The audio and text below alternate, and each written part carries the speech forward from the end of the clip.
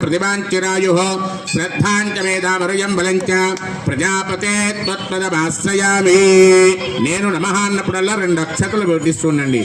ఉమామహేశ్వరాభ్యాం నమః, లక్ష్మీనారాయణాభ్యాం నమః, వాణీ హిరణ్యగర్భాభ్యాం నమః, అరుంధతీ వశిష్టాభ్యాం నమః, సీతారామాభ్యాం నమః, అగ్నయే నమః, మాతా పితృభ్యాం నమః.